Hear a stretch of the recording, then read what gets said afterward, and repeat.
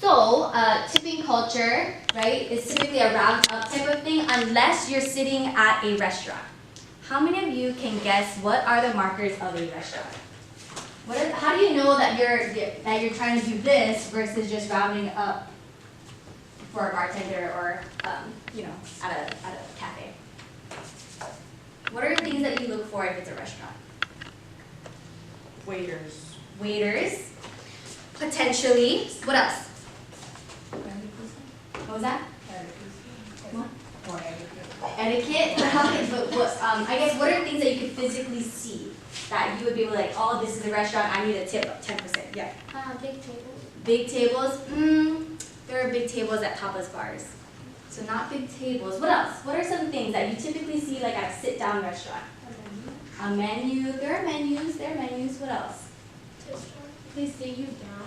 They sit you down. Good point. So typically you can't just sit down wherever at a restaurant. One thing to definitely look for is if they give you a cloth napkin. That is the marker, okay? A cloth napkin means you're at a restaurant. You're not at a tapas bar, you're not at a cafe. That is when tipping totally applies. If you don't tip, you're gonna be the rude American that just ate and did not tip, okay? But if you're at a bar, if you're at a tapas cafe, so basically, like you typically can seat yourself, or they only have a menu for like small plates. Everyone, did we learn about tapas yet? So tapas are typically what we in America would call like appetizers. They're typically 3 to 4 pieces of whatever you order, and it's small. And typically when you order like a tapas plate, it comes with like a free drink when you're at a tapas bar. And in Spain, bar means like cafe. Right? So there's a tapas bar. So when I say like, oh yeah, we're all going to the bar for lunch, we're not actually like going to the bar. I mean, there are drinks at that place, but it's not like an actual bar. It's a tapas bar. And so typically there's small plates. You order like, if you're in a group of 4, you order maybe like 4 to 5 plates of tapas, share that. And that's typically the culture in Spain, is for folks to have multiple tapas plates and share it. And the culture also is, so say all 5 of us go to a restaurant, I'm like, oh, can I get the, I don't know, the tortilla España, and then you order like pork, and then you order another tortilla España. They'll be like, hey Matthew, here's your tortilla España, hey, here's your pork right here. So they don't actually remember like who orders what. They're assuming that you all are friends, you're sharing. And that is the culture of tapas bars in Spain. Also the culture is they're going to drop down one check, and we're going to need to figure out how we're going to be splitting that check, okay? And so typically if you're at a tapas bar, you just round up to the nearest euro. So if it's like 4.50, you'll just leave 5 euros on the table. That's typically how it is. You don't really have to worry about excursions because that's included in your program costs. When you take taxis, it's also round up type of thing. You could round up to the nearest euro, or maybe you just add like an extra euro on there. But tipping isn't really the culture unless you're at a sit-down nice restaurant, which is indicated by what? A cloth napkin. So if you're at a place with cloth napkin, you better be tipping. Another thing that they also do at tapas bars is every time you sit down, they'll come up to you with a basket of bread. What do you do with a basket of bread? Yeah. So if you eat it, they're going to charge you for it.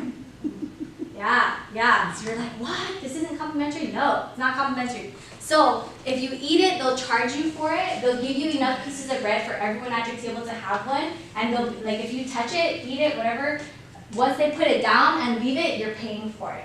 So if you don't want the bread, and not very many people like wanted bread by like week 3, we're all like, no pan, no pan. So literally when they're putting it down, you could say no pan, which means no bread. Por favor, right? You want to be polite as well. So just remember that's actually a good word to, oh no, that's pan. A good word to know is pan means bread, and you just tell them no pan, por favor, and they'll take it away. And it's not a big deal. Okay, so there are also table manners on here too. So there was a scenario for you all about like you went to a breakfast or cafe, you took your coffee and bread to go, you're like eating and walking at the same time. Totally not a Spanish thing. Okay, so the culture in Spain is that any eating activity is a social activity. So if you are planning to eat and work, like, you know how we have like working lunches in the US? Not a thing, like that, they're like, what, you wanna work and eat? That's really weird. Because that's not their culture. Their culture is, if we're sitting down for a meal, I'm gonna be talking and engaging with you at my meal. And it's something where we're doing it so that we can become closer friends, right? And so it's a very social activity, eating is. And so just keep that in mind when you're, maybe you go to a cafe to do homework, right? So it shouldn't be, that isn't necessarily a place where you want to be doing homework if you're at a cafe. The other piece as well, there was something I wanted to say about that. I'll How about phones? Oh, phones, wait, what do you mean? Like eating on your phone. Oh yeah, that's not a thing, because again, it's a social interaction type of thing, right? So when you're at a restaurant or you're at a cafe and they like, that's totally an American thing to do, is to sit down on your phone while your friends are around you. That's an American thing, or just not in their culture, and that's something that you want to avoid. Yeah, Jack? What if you want to take like a picture? I think that's fine, but it's more so about like, have you seen those like memes where it's like we're all eating dinner and everyone's on their phone? It's that type of thing where it's like, that's not a thing. Yeah. Oh, and in Spain, so in Spain, because eating is a social activity, you may think it's rude because the wait staff isn't gonna like check on you, right? But the reason they don't check on you as much is because they don't want to interrupt the conversations that you're having, because your meal is a social activity. Does that make sense? So if you need something from wait staff, you know, you disculpe, you say excuse me to them, and you order whatever it is, or you ask for the check in that manner. Okay? Questions about like eating culture? Okay, so before we wrap up, I wanted to show you all a couple things. So someone, I think, posted about chargers and transformers and all that stuff. Can we get the lights again? Yeah. So this is a world set of a transformer, which is this thing, and adapters, which are these things. Okay? So when you go to Spain, I'm gonna just put this in front of you.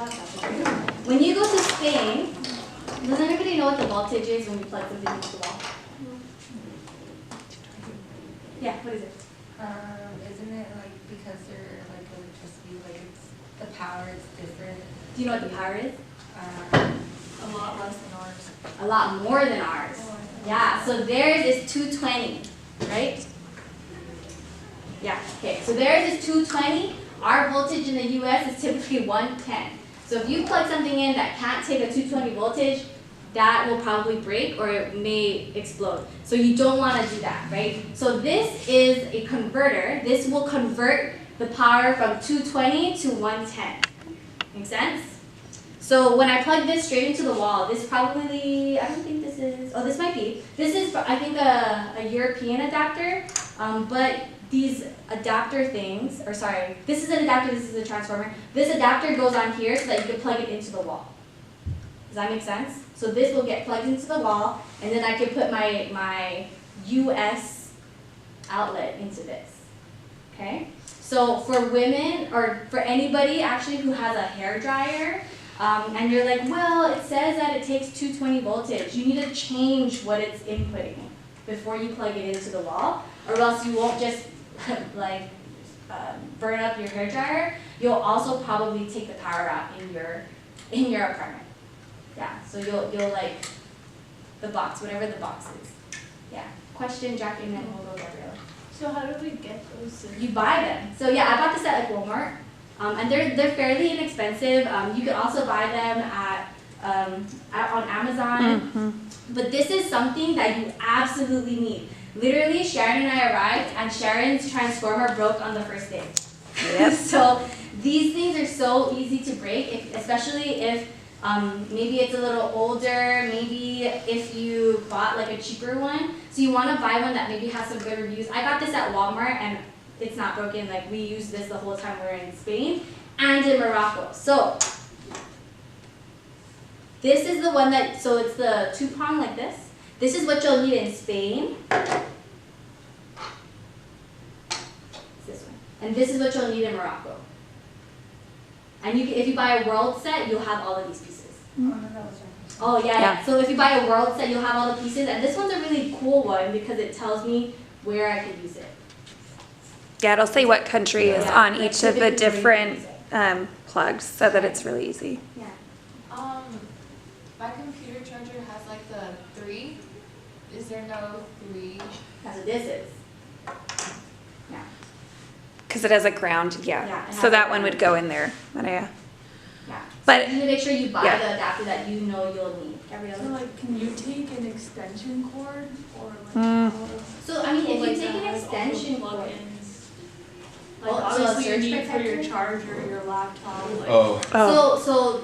So that's a good question because this is converting 220 to 110. And if you plug in more, like if you plug in a surge protector, what is it? Yeah, a surge protector type of thing, it's gonna be really hard for this to power all Yeah. 4 of those outlets. You're most likely gonna break this if you try to do that. So if you know that you're gonna need to plug in your phone, your curling iron, and something else, and whatever it is, you probably wanna buy more than one of these. Because also, so once I plug this into like one of these things, right? Nobody else should be plugging into the other one because you will burn the outlet out. You will, what is it called? The power will shut off. It'll trip the, yeah, yeah. It'll trip the And each of you needs one of these because you don't want to be, again, the person that's Venmoing, you don't want to be the person that doesn't have one of those because they're like, oh, I need to charge my phone. Oh, I Right. need to do this. Like, Yeah. get your own. They're not that expensive. It is a necessity. If it does blow up in country, like I said, I had to go and I just find a market. A lot of times they'll just have markets full of a bin of electronics. You find the piece you need. That's what I had to do. So Right. CEA will have a couple to loan you while you're at the CEA center, but that is not for you to rely on to be like, oh, I need to charge my phone today. Like, no, you need to buy your own. Every single person needs to have one of these. The other thing I want to share is I'm wearing these sandals because yeah.